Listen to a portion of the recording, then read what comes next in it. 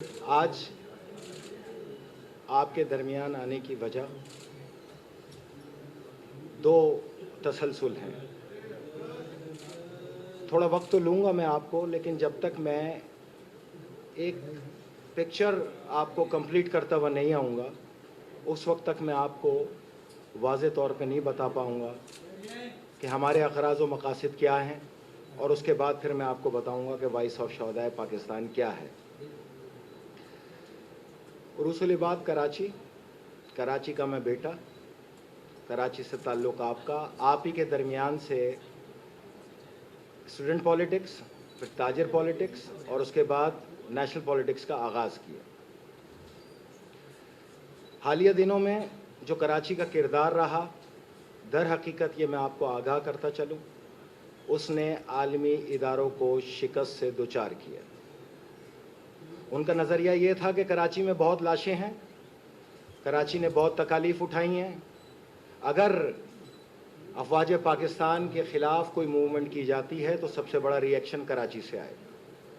لاہور بند ہو جائے، اسلام آباد بند ہو جائے، پشاور بند ہو جائے، آلو پیاز سبزی ٹماٹر چاول گیہوں دہی اس پہ فرق پڑتا ہے. کراچی بند ہو جائے تو پوری معیشت پہ فرق پڑتا ہے، جس کو بانیان پاکستان کی اولادوں نے ناکام بنایا، افواج پاکستان کا ساتھ دیا، اور ایک نئے دور کا آغاز ہوا. امید ہے کہ ہر عمل کا رد عمل ہوتا ہے، جس طرح عمل بہترین تھا، رد عمل کے لیے اب ہم کوشاں ہیں. کراچی میں پختون، پنجابی، سندھی، بلوچ، سرائکی، گلگتی، بلتستانی، ہزارہ، اردو بولنے والے تمام قومیتیں موجود ہیں. کے پی کے پختون بالکل پریشان نہ ہوں، کراچی کے اندر پختون ان سے بڑی تعداد میں موجود ہیں. بلوچ سردار بھی بالکل پریشان نہ ہوں، بلوچ بھی بڑی تعداد میں موجود ہیں. سندھی وڈیرے اپنی سیاست کریں، سندھی بھی بڑی تعداد میں موجود ہیں، سرائکی بھی بڑی تعداد میں موجود ہیں. تو یہ جو ری ایکشن دیا، یہ صرف مہاجروں نے نہیں دیا، یہ تمام قومیتوں نے دیا، منی پاکستان نے دیا. جو پاکستان میں ہونا ہے پہلے کراچی میں ہونا ہے. کراچی ہی رزلٹ ہے ہر اس سبجیکٹ کے رزلٹ کا، جس کو چاہے عالمی ادارے دیکھیں، ملکی ادارے دیکھیں، آپ دیکھیں، صحافی دیکھیں یا میں دیکھوں. کراچی بالکل بے فکر رہے، آج کے بعد کراچی بالکل بے فکر رہے. یہ آج ہمارا پہلا عملی قدم ہے، اور یہ قدم اب آ گیا ہے میدان میں. اب اس کے دو راستے ہیں، یا تو شہادت کی منزل پا کے قبر میں اتریں گے، یا پاکستان کو دنیا کی 10ویں بڑی معیشت بنانے میں اپنا کردار ادا کریں گے. زندگی میں کچھ کام ایسے کرنے پڑتے ہیں، دیکھیں یہ کھیت ہے، ہر آدمی ایک کھیت لگاتا ہے جس کا وہ پھل کھاتا ہے. بیسیکلی یہ وہ کھیت ہے جس کے پھل شاید ہم نہ کھا سکیں، یقیناً ہم نہیں کھا پائیں گے، اور یقیناً میرے پاس اب زیادہ وقت بھی نہیں. مجھے کم سے کم وقت میں اپنے ایجنڈے کو آپ کے سامنے لانا ہے اور اس پہ عمل کرنا ہے. لیکن یہ پھل، اس پہ محنت اس لیے کی جائے گی کہ یہ آنے والی نسلوں کے لیے ہیں. جو میرے والدین نے پاکستان میرے حوالے کیا، تہذیبی یافتہ، ثقافتی، معاشرتی طور پہ بہترین پاکستان دیا. میری ماں نے میری تربیت میں مجھے ٹیپو سلطان پڑھایا، اور پریشان میں یہ ہوں کہ میں اپنی 3 معصوم بیٹیوں کو، شیرخوار بیٹیوں کو، یا آپ کے بچوں کو آنے والے دور میں کس ماحول میں چھوڑ کے جا رہے ہیں. کیا آپ یہ سوچ سکتے ہیں کہ ہمیں قبر میں سکون ملے گا؟ کہ ہمارے بچے کس حال میں، کس حالت کے اندر اس شہر میں، اس ملک میں گزارا کریں گے؟ کیا ان کا مستقبل ہوگا؟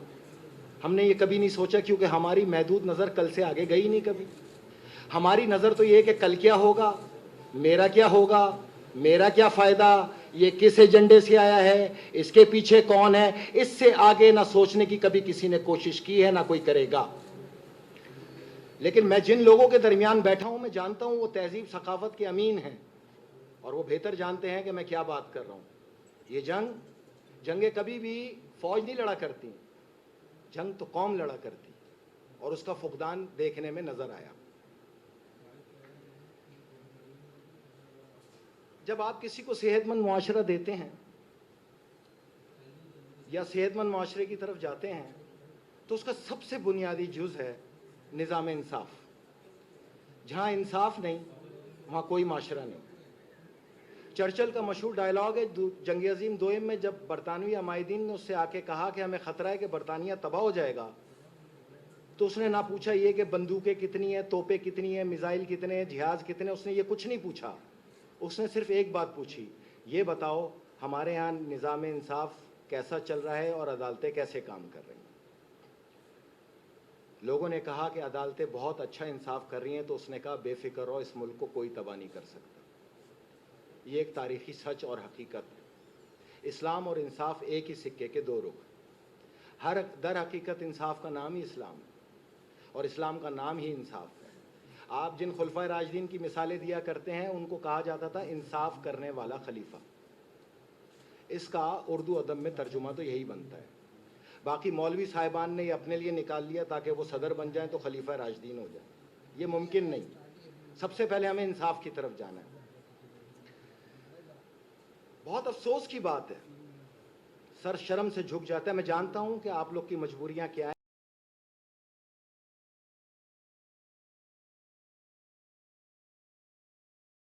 قربانی کسی ٹی وی چینل کو دینی پڑے، لیکن آپ کے درمیان بھی بیٹھ کے میری یہ کوشش ہوگی کہ میں انتہائی مہذب انداز کے اندر اپنے موقف سے آپ کو آگاہ کروں. افسوس کے ساتھ کہنا پڑتا ہے کہ پاکستان میں نظام انصاف کی رینکنگ نیچے سے چوتھے نمبر پہ، ہم نیچے سے ٹاپ 5 میں. یہ ہمارے لیے شرم اور افسوس کا مقام ہے. پاکستان کا نظام انصاف سال ہا سال سے اس لائق بھی نہیں ہوا کہ ٹاپ 100 میں آتا. مسلسل پستی کی جانب گامزن ہے اور اس کی چند وجوہات ہیں. میرا اور نظام انصاف کا بہت پرانا یارانہ ہے. یہ جد و جہد کوئی آج کی نہیں ہے. اس جد و جہد کا باقاعدہ آغاز ہو. میں ترتیب سے آپ کو اس لیے لا رہا ہوں کہ جہاں مجھے آنا ہے وہاں آپ اس درد کو اور اس تکلیف کو سمجھ سکیں جس کی وجہ سے آج میں آپ کے درمیان آ کے بیٹھا ہوں. 2007 میں میں فیصل رضا عابدی حقیقت میں، چونکہ میرے نانا جان اور ان کے میرے اکثریت گھر والوں کا تعلق پیپلز پارٹی سے ہمیشہ سے رہا ہے. کوڑے کھائے ہیں، جائیدادیں ضبط ہوئی ہیں، پنجاب میں ان کا تعلق تھا. تو ہم شروع سے پیپلز پارٹی سے لگاؤ رکھتے تھے. ضیاء عامریت کی وجہ سے شاید میرے بھی فوجی اداروں کے بارے میں وہی تاثرات تھے جو اکثریت لوگوں کے ہیں. لیکن یکسر 2007 میں اس نظریے میں تبدیلی آ گئی. یہ میں ان کو بتا رہا ہوں جو ہمیں فوجی ایجنٹ کہتے ہیں کہ یہ ایجنٹی میں آج سے نہیں کر رہا. 2007 سے اس کا آغاز ہوا جب پرویز مشرف نے تکفیریت کے خلاف جنگ کا آغاز کیا. بے شک یہ چینج مرحوم کی مرہون منت ہی ہے. ہر جگہ دو مائنڈ سیٹ ہوا کرتے ہیں. ہر محکمے میں دو مائنڈ سیٹ ہیں، صحافت میں، فوج میں، عدلیہ میں، پارلیمنٹ میں، سیاستدانوں میں، عوام میں، ایون کے گھر میں. ہم ہمیشہ اپنے مائنڈ سیٹ کو سپورٹ کیا کرتے ہیں فار دا چینج. ہم چینج کو سپورٹ کرتے ہیں، شخصیات کو نہیں. چینج کو اس لیے سپورٹ کرتے ہیں کہ وہ مائنڈ سیٹ اس چینج کو مضبوط کرے.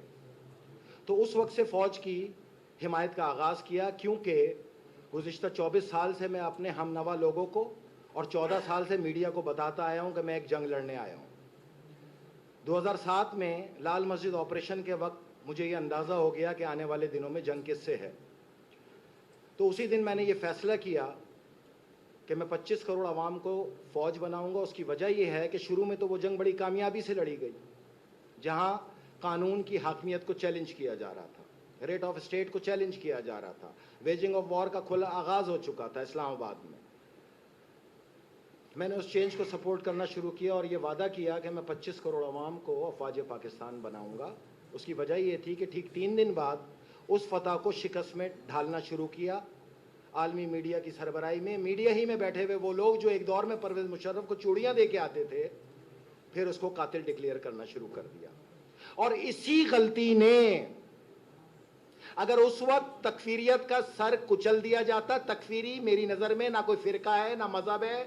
تکفیری صرف وہ ہے جو زبردستی بندوق کے ذریعے، دہشت کے ذریعے اپنی سوچ کو دوسرے پہ مسلط کرتا ہے.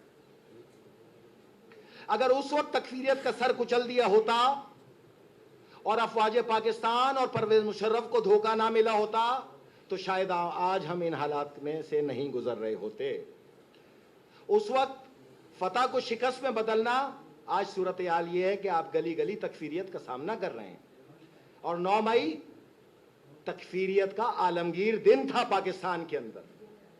یہیں سے ورلڈ وار کا آغاز ہونا تھا، جس جنگ کا میں آپ کو 10 سال پہلے بتاتا آیا ہوں. اور میں نے بتایا تھا کہ اس کا آغاز پاکستان میں افواج پاکستان پہ حملوں کی صورت میں اس کا آغاز ہوگا. بہرحال سینٹ کے اندر میں جاتا ہوں اور حلف اٹھانے کے بعد جو میری پہلی تقریر ہے، آج تک میرا وہی لائے عمل ہے. اس تقریر کو اگر آپ اٹھا کے سنیں گے تو روڈ میپ میں وہیں پہ دے چکا تھا، کیونکہ ہم اپنے الفاظ کے پابند ہیں. ہم جو لفظ ادا کریں گے اس پہ عمل کریں گے.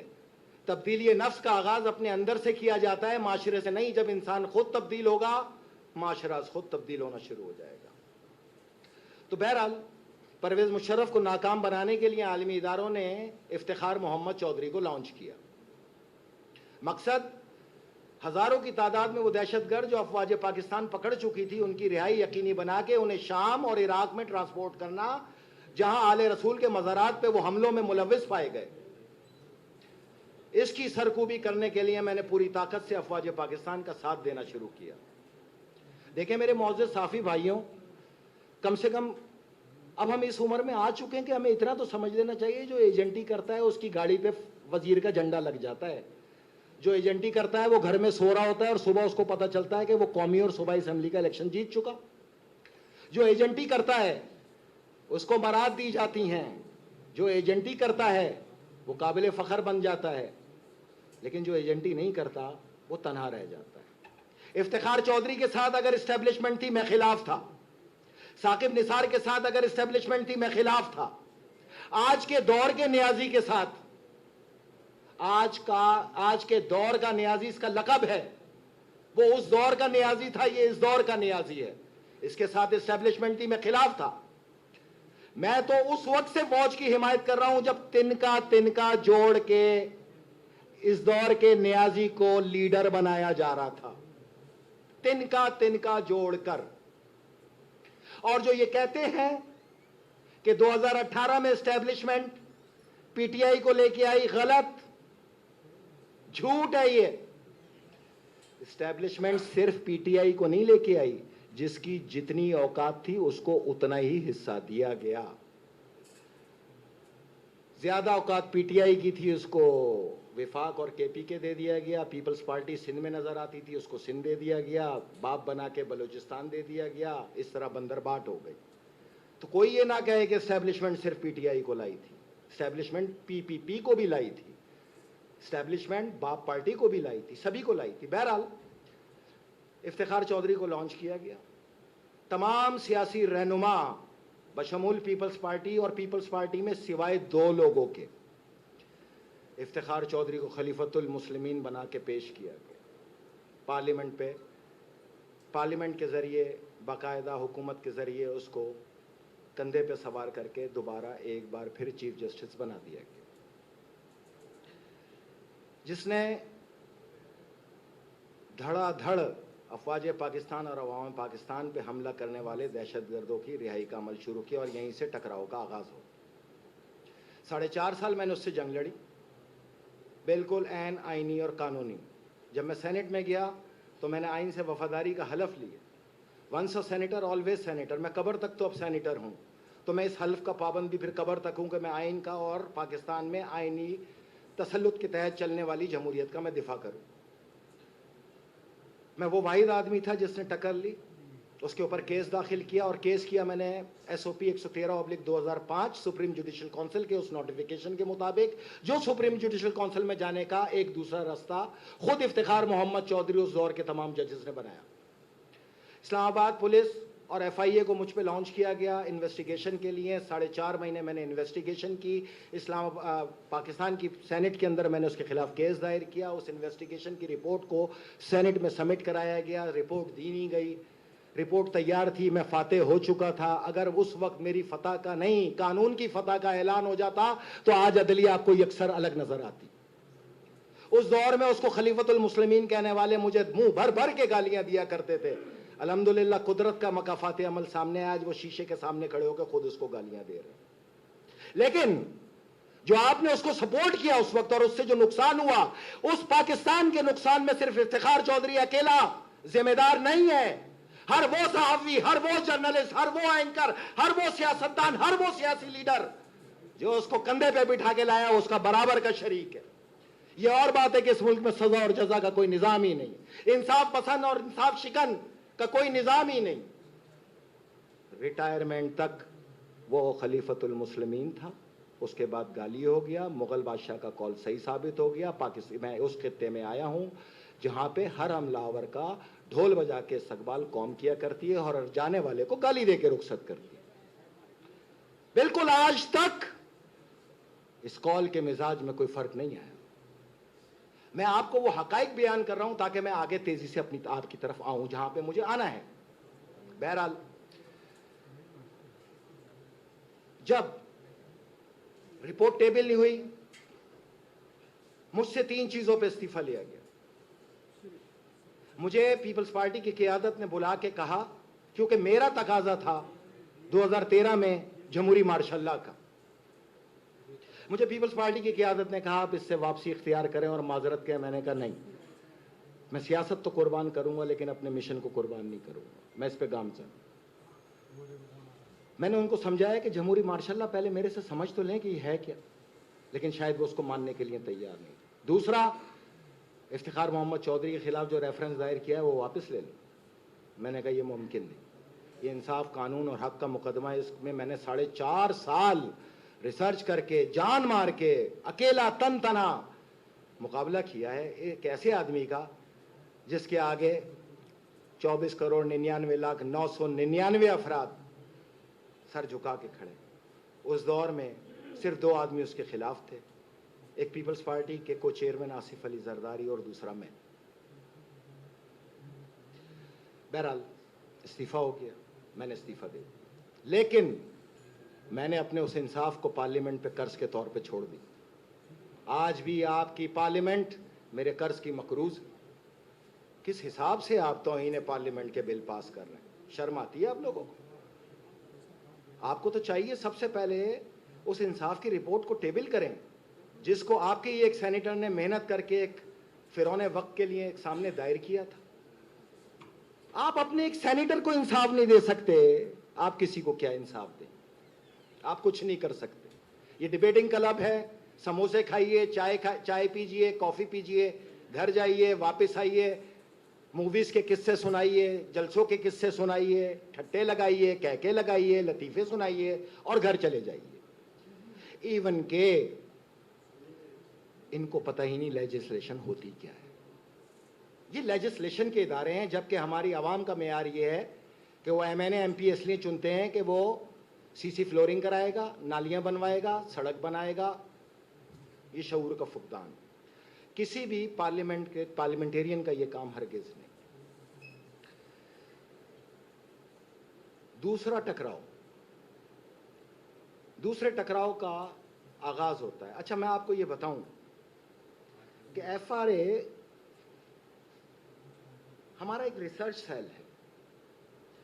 2009 سے میں اس بیماری کا شکار ہو گیا ریسرچ کرنے کی، کیونکہ میں کراچی بدر کر دیا گیا الطاف حسین کے تقاضے پہ، اور مجھے 4.5 سال اسلام آباد میں گزارا کرنا پڑا. کراچی مجھے آمد کی صرف اجازت تھی محرم کے دنوں. تنہائی نے مجھے کتابوں کا شوقین بنا دیا اور وہاں سے ریسرچ کا آغاز ہو گیا. آپ صحافیوں کے بیچ میں جو میں بیٹھا کرتا تھا ٹاک شو میں، ان تمام معزز صحافیوں کے ساتھ میں ان کو کلاسز سمجھتا تھا، جو سنتا تھا اس پہ ریسرچ کرتا تھا، اور پھر ریسرچ کا شوق ایسا چلا کہ یہ پھیل کر دنیا کے 18 ملکوں میں پھیل گیا.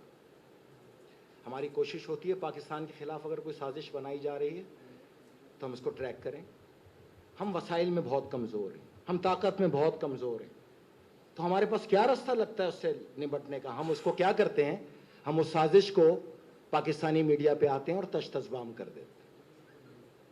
اس سے بڑا نقصان تو کسی منصوبے کو نہیں ہو سکتا جو ہم پہنچا جاتے ہیں، لیکن ساتھ ہی ہم دنیا کی تمام عالمی ایجنسیوں کے نشانے پر بھی آ جاتے ہیں. یہ حقیقت ہے. بیرونی دنیا میں اکثر جہازوں سے اتار کے امریکہ میں دوسرے ملکوں میں جب مجھے انویسٹیگیٹ کیا گیا تو مجھ سے سیدھا یہ پوچھا گیا آئی ایس آئی میں تمہارا عہدہ کیا ہے؟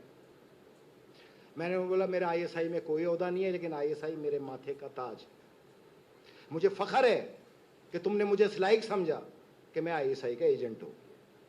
جس طرح تم ہوم لینڈ سیکیورٹی اور سی آئی اے کے وفادار ہو، میں اپنی مملکت کی ایجنسی کا وفادار ہوں. تمہیں اگر مجھے سزا دینی ہے، کیا کرنا ہے وہ کر لو، اور بالآخر مجھے بلیک لسٹ کر کے وہاں سے ڈیپورٹ کر دیا.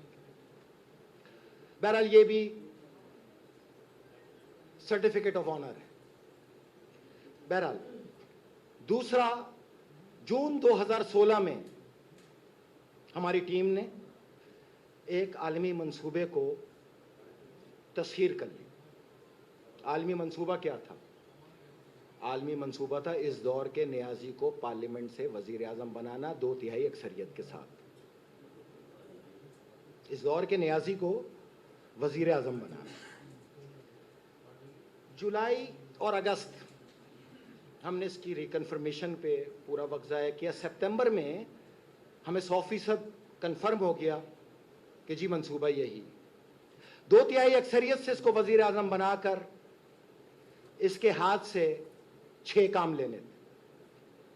کشمیر کا سودا. لاکھ بولو اس دور کے نیازی کہ میں نہیں تھا، جمہوریت میں تم ہی ذمہ دار ہو، یا تو بولو جمہوریت ہے نہیں. جمہوریت میں پرائم منسٹر ذمہ دار ہے. اسٹیٹ بینک کو آئی ایم ایف کے پابند میں لانا، گوادر کو ارامکو کے حوالے کرنا، ایٹمی پروگرام کو رول بیک کرنا، فوج میں گروپنگ کرنا اور ایٹمی پروگرام کو رول بیک کرنا، اور اسرائیل کو تسلیم کرنا. جب یہ منصوبہ بنا تو ہماری نظر صرف یہ تھی کہ پاکستان میں وہ کون سا پہلا فرد ہے جو اس پہ لبیک کہے گا. اس لیے ہماری پوری نظر پاکستان میں صحافت کے اوپر آ گئی، کیونکہ جس نے بھی اٹھنا تھا. آج کل پاکستان کے اندر ہمارے صحافی بھائیوں کے پاس سب سے بڑا یہ فن ہے کہ وہ لیڈر ڈھونڈتے ہیں اور لیڈر بنا کے پیش کر دیتے ہیں. بعد میں 3 سال بعد معافی مانگ رہے ہوتے ہیں کہ ہم سے غلطی ہو گئی. اس غلطی کے بعد پھر دوبارہ لیڈری کی تلاش شروع کر کے نئے لیڈر بنانا شروع کر دیتے. یہ صحافت ہرگز نہیں.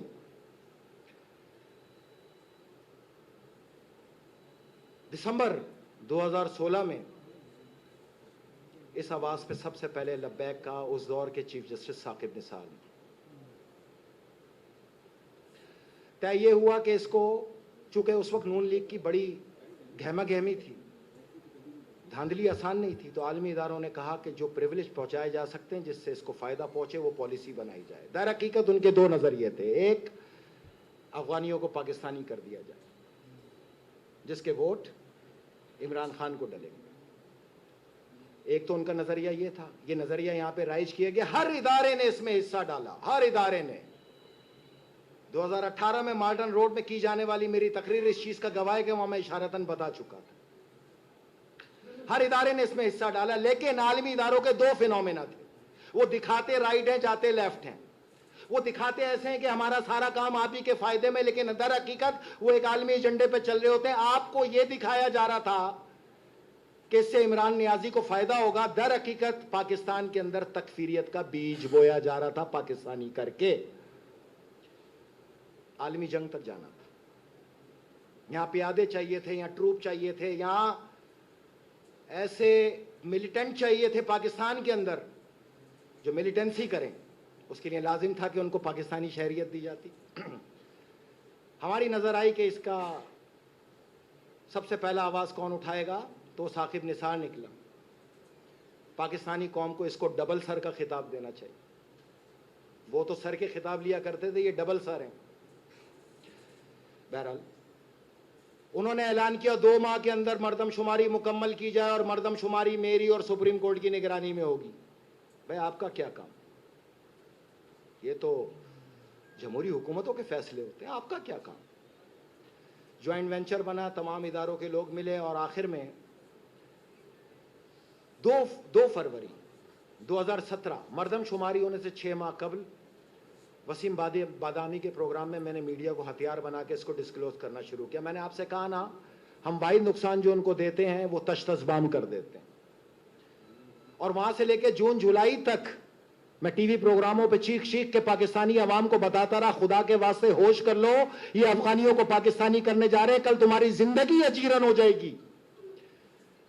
لوگوں نے کہا یہ تو سستا نشہ کرتا ہے, چلو اب تمہارے نشے تو حیران ہونے کے وقت آ گئے, کوئی ایشو نہیں. میں نے اپنی جدوجہد جاری رکھی, میں تنا تھا. تمام سیاسی جماعتیں جو آج مردم شماری کے خلاف آواز اٹھا رہی ہیں, یہ تمام کیمپ لگا کے اس مردم شماری کے جرم میں, گناہ میں برابر کے حصے دار تھے. یہ مجھے کہا کرتے تھے کہ میں قوم کو ورگلا رہا ہوں, لیکن حقیقت تھی کہ میں قوم کو صحیح پکچر دکھا رہا تھا. مجھ پہ پابندیوں کے بوجھ ڈالنا شروع کیے, میڈیا بند کیا, اور مجھے پہلی جیل ہوئی. بارہا مجھے بلا کے سمجھایا گیا اس پہ آواز بند کرو, میرا سوال ہی پیدا نہیں ہوتا. جان اللہ کو دینی ہے, میں حق کے رستے کو نہیں چھوڑوں گا. تم آج جن کو پال رہے ہو, کل یہ تمہارا قتل کریں گے, تمہیں ذبح کریں گے, یہ فوج پہ حملے کریں گے. مت پالو ان کو. نہیں مانا اور مجھے جیل ہو گئی. ملیر میں ماؤں بہنوں کے دیے جانے والی ریئیکشن اور حقیقت میں آصف علی زرداری صاحب کی خصوصی کوششوں کے سبب مجھے رہا کرنا پڑا.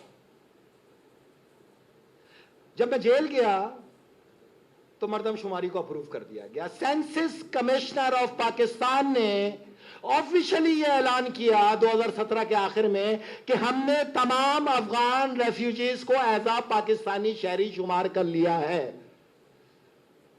میرے شہر کی آبادی 2,13,00,000 تھی, 1.5 کروڑ ان کو گن لیا تو ہم کہاں گئے.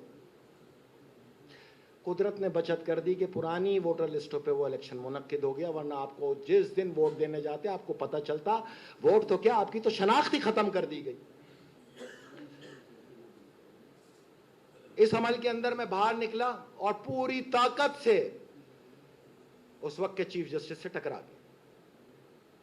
میرے پاس ٹکرانے کا راستہ کیا تھا؟ میں ایک اکیلا آدمی تھا.